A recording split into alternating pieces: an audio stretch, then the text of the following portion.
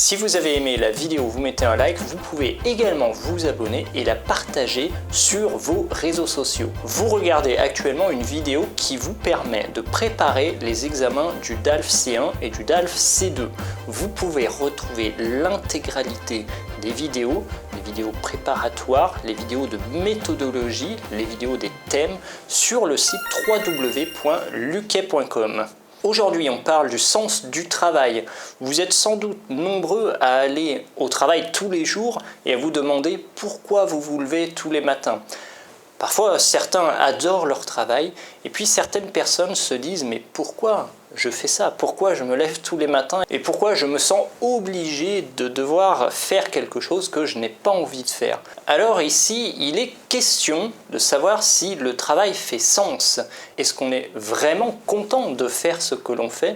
Ou au contraire, est-ce qu'on y va juste pour avoir un salaire, payer son loyer et payer sa nourriture? Premier point que je souhaiterais aborder avec vous, c'est de remonter quelques années en arrière. Si l'on a vu un sens donné au travail, c'est grâce à l'exploitation du pétrole. Je vous explique. Avec l'exploitation du pétrole, on a permis à l'économie de se développer très rapidement. C'est grâce au pétrole qu'on a pu faire des voitures en grand nombre, c'est grâce au pétrole qu'on a pu exploiter des machines qui vont creuser la terre, par exemple, ou qui construisent des bâtiments.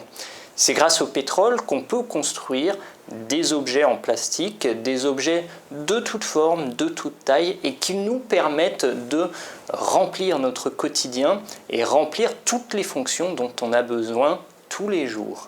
Alors pour aller plus loin dans le pétrole, je vous propose cette vidéo qui met en regard l'économie et l'écologie, où je parle un petit peu de cette utilisation du pétrole. C'est grâce à l'exploitation du pétrole, grâce à la croissance de l'utilisation du pétrole, que l'on a vu la croissance de l'économie du monde entier. Avec une économie qui est florissante, avec une économie qui se porte bien, les entreprises qui sont maîtres de l'économie ont besoin de main-d'œuvre, ils ont besoin de personnes qui travaillent pour elles.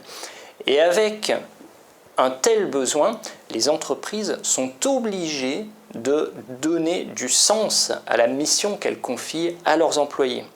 Autrement dit, elles sont obligées de donner une promesse et de donner une sorte de rêve ou d'objectif à atteindre par l'employé. Depuis plusieurs dizaines d'années, les employés sont principalement motivés par le fait qu'il y a un salaire qui grandit au fil des années, qui grandit au fil des expériences, et une responsabilité également qui s'accroît avec l'âge de l'employé.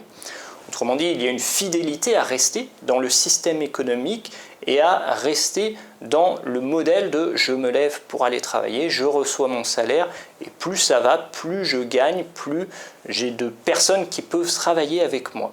C'est avec ce système que l'on a connu une hiérarchisation de la société avec au plus bas de l'échelle les personnes qui ont le moins de qualifications, le moins de compétences, qui sont plus nombreuses, et puis plus on monte, plus il y a besoin de compétences, plus il y a besoin de qualifications, et moins il y a de personnes. Et un employé peut très bien suivre dans une même entreprise ou par le biais de plusieurs entreprises cette échelle sociale, cette échelle de la hiérarchie qui conduit jusqu'à des postes de manager ou voire même de directeur. Pour ma part, si pendant les dernières décennies la société a très bien fonctionné, c'est parce que ce système de l'ascenseur social était possible.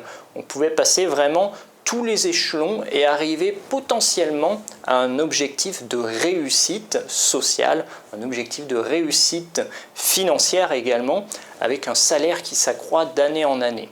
Mais depuis les années 80, on voit que ce système a tendance à se ralentir, voire même aujourd'hui à partir en sens inverse. C'est ce qu'on appelle la décroissance. Et dans un tel cas de figure, les opportunités proposées par les entreprises sont également en décroissance. Autrement dit, les gens qui n'ont peu de qualifications ont déjà des difficultés à rentrer dans le premier étage de l'entreprise et après pour l'évolution c'est encore plus difficile. Donc il y a vraiment une difficulté pour les gens de rentrer dans l'ascenseur social et de pouvoir monter les échelons. Alors On avait avant une classe moyenne qui était assez forte, avec des gens qui ont des moyens et qui peuvent vraiment gravir ces échelons.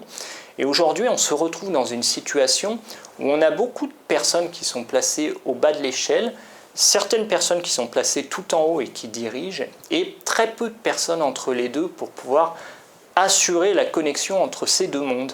Et c'est ce qu'on appelle la perte de la classe moyenne. Et en réalité, on s'aperçoit que ce n'est pas une surprise, c'est tout simplement parce que l'on arrive à une diminution de l'utilisation du pétrole. Pourquoi? Parce que les réserves commencent à toucher l'épuisement. On arrive à la fin des réserves et l'économie ne peut pas se porter aussi bien. Je vous donne d'ailleurs cette preuve. Si les constructeurs automobiles aujourd'hui passent tous aux véhicules électriques, ce n'est pas pour des raisons d'écologie, c'est tout simplement parce que le pétrole sera terminé d'ici 30 à 40 ans. Ils le savent et ils anticipent cette perte d'énergie pour les véhicules qui sont en train de vendre aujourd'hui. Avec moins de véhicules sur la route, avec moins de pétrole, vous êtes en tension partout. C'est-à-dire que les stylos, par exemple, qui sont fabriqués à partir du pétrole, vont être produits en plus petite quantité. Ils vont coûter plus cher car ils seront plus rares. Les sacs plastiques également que l'on utilise pour faire les courses sont fabriqués à partir du pétrole, ils seront plus chers, ils seront plus rares. Et tous les objets du quotidien qui sont fabriqués à partir du pétrole, il y en a beaucoup autour de nous, vont coûter plus cher et seront beaucoup plus rares. Avec de telles conditions, forcément, le monde économique va changer. Le monde économique va se ralentir et on va observer justement un basculement dans le monde du travail. Alors aujourd'hui, si on se demande quel sens a notre travail, quand on fait un travail que l'on n'aime pas forcément et dans lequel il n'y a presque pas d'opportunité, ça devient difficile. Et des jeunes, des moins jeunes, se remettent en question et se disent « Pourquoi je devrais subir un tel changement? Je veux prendre mon avenir en main et c'est pour ça que je décide de me retirer du monde du travail. » Certaines personnes décident volontairement de s'installer à la campagne, de quitter complètement le monde économique ou partiellement le monde économique et s'installent à la campagne, ils construisent leur maison de leurs propres mains et souvent ils vivent en petites communautés, c'est ce qu'on appelle des éco-villages, et ils profitent tous ensemble des compétences de chacun. Ils vont pouvoir faire des cultures ensemble, ils vont pouvoir construire leur village ensemble et ça amène une sorte de sens à la vie car quand on fait sa maison soi-même, on est quand même très heureux, très fier et ça donne vraiment du sens à la vie familiale. Si ce phénomène est assez réduit aujourd'hui, je ne pense pas que ce soit un modèle qui soit viable pour tout le monde. Je vous rappelle que notre société a été construite sur le travail. Si aujourd'hui des laboratoires pharmaceutiques sont capables de sortir un vaccin contre le coronavirus en à peine un an, c'est grâce à notre modèle de société, c'est grâce à nos technologies, c'est grâce à nos avancées scientifiques et en réduisant la vie, en limitant, en allant dans des éco-villages, on aura beaucoup de difficultés à mener des projets tels que des entreprises ou des laboratoires pharmaceutiques qui sont capables de gérer des problèmes à l'échelle planétaire. Alors, pour ma part, je pense qu'il ne s'agit pas forcément d'aller vers le modèle de l'éco-village pour tous, ni même de rester dans le modèle ancien. De toute façon, on n'aura pas la possibilité, mais il faut peut-être trouver un juste milieu. On n'a peut-être pas besoin de travailler en plein temps. On peut peut-être travailler en mi-temps et s'offrir une moitié de temps pour le développement de compétences personnelles, par exemple lire des livres, par exemple essayer de faire des relations sociales ou au contraire apprendre une langue par exemple. Voilà, on pourrait peut-être ralentir le système, ralentir la course économique qui est lancée depuis plusieurs décennies et qui de toute façon va s'arrêter de fait.